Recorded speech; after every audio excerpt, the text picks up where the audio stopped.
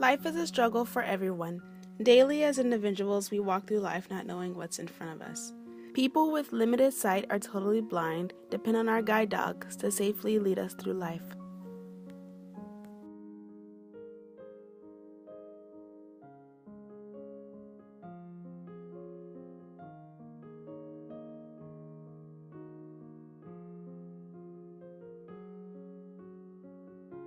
I'm the breeding manager for Guide Dogs for the Blind, and so I oversee Guide Dogs' breeding department. Our function is to produce the type of puppies that will become successful guide dogs, and so that would include dogs that are healthy and have the physical characteristics that we need for a guide dog, as well as dogs who have the right temperament to become a guide dog. Puppies are born here in our whelping kennel, and they live here until they're about 8 weeks old, when they leave to go out to their raiser families who raise the puppies for the first about 16 months of their lives before they come in for formal training. The dogs that we use are Labrador retrievers mostly, and we graduate about 10% of our dogs are golden retrievers like Festive here, and another 10% are lab golden crossbreeds. We're looking to match the best female and the best male together, and depending on which dog that is, you might want a dog that, if you have a softer, more gentle female, then maybe you're looking for a little more energetic, robust male to breed her to. So we look at all the trends of what those dogs have produced previously, and we make decisions about who will breed to who. The puppies at 6 weeks of age will move from that special whelping kennel into what we call the puppy kennel. So it's a different place on campus where they have a little more opportunity to be outside and play in the play yard and interact with other puppies, and we have a whole group of socializers and a socialization plan where the puppies get worked with each day on body handling and starting to wear a leash and collar. They get to play on different types of surfaces, and just in general getting them prepared for the world that they're going to face, and all the socializing that'll happen when they're in the puppy raising program, in order to prepare them to be a service dog when they grow up.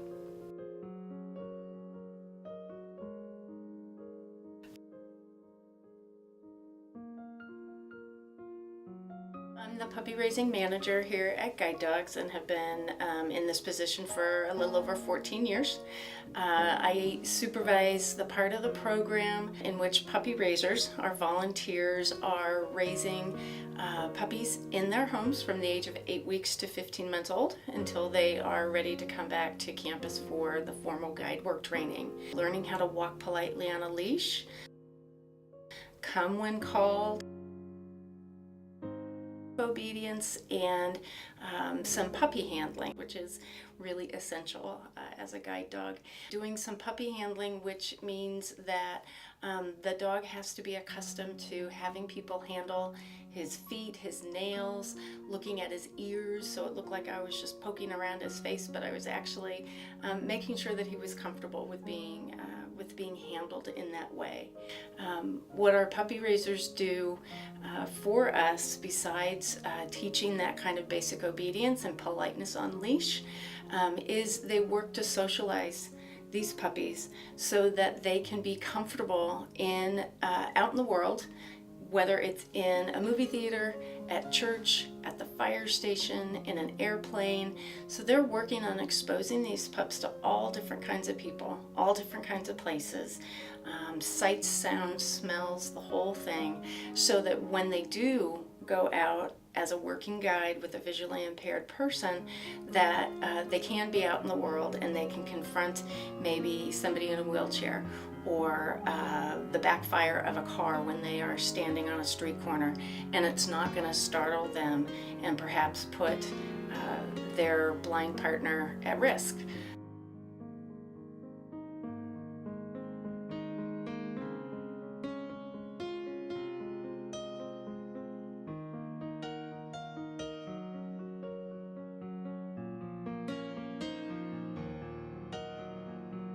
I am a guide dog instructor. I'm actually a senior guide dog instructor. We train the dogs using a combination of positive methods and leash cues. So we show them how to do what we want them to do, and then we reward them when they do it right. So once they have good collar response and I can communicate and tell them where to go, we go out into town and I train them to be a guide dog. A guide dog basically leads someone down the street and avoids obstacles, keeps them from running into obstacles, doesn't get distracted, stays focused on their job, and takes them to curbs, from curb to curb basically. So they take them to a curb and then they cross the street and they get to another curb and then they go down the block and take you to the next curb. So that's what a guide dog does, and we train them, again with the collar. I show them the path that I want them to take down the street. And when they get to the curbs, they get big rewards. So I'm going to give them food. Food is a reward that we use for training because we use Labradors and they're all very into the food. And then they want to get to the curbs. So that's their goal. As they leave one curb, they're waiting to get to the next curb. So that's the basics of the training that we do. And then it also involves, once the dogs have that basic skill of taking someone from curb to curb, then we're going to add in different things in the environment. So then you've got people that dogs have to take you around, and there are cars that dogs have to determine whether it's safe to step in front of or not. So that's all aspects of the training that we do. Other things that are kind of fancy that they do are they go on escalators. So working in buildings is a whole nother skill set because there's a lot more obstacles, and there's stairs that they have to go on, and there's escalators, and then there's lots and lots of people. And then at the very end of training, we are going to test their skills. So the instructor will put on a blindfold and they will work a 45-minute route with the dog.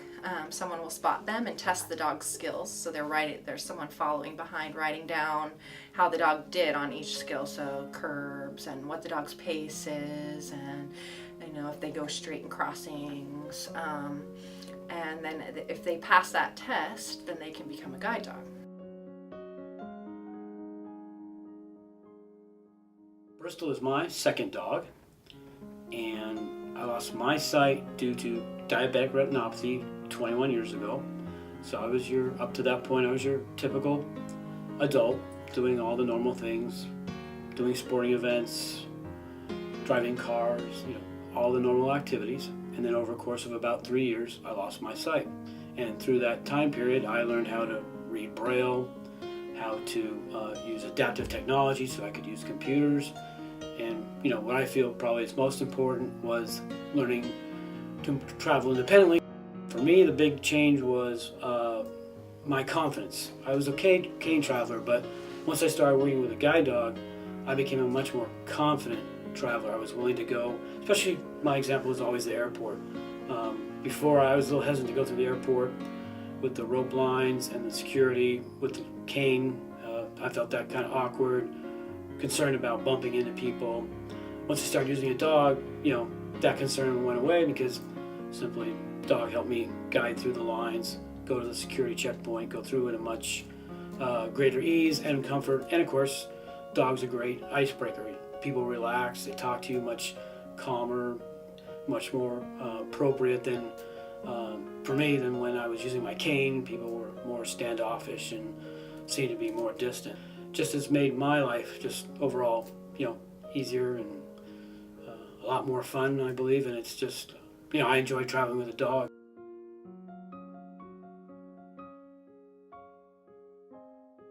My name is Hunter, and Linnea is my first guide dog, and I have had her for 7 months. And Linnea makes me feel like I finally belong again into society, and she just helps me out, and we go everywhere together. It's awesome. With Linnea, I am allowed to be myself.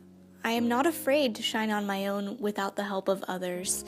And Linnea makes me free to be independent and be who I am.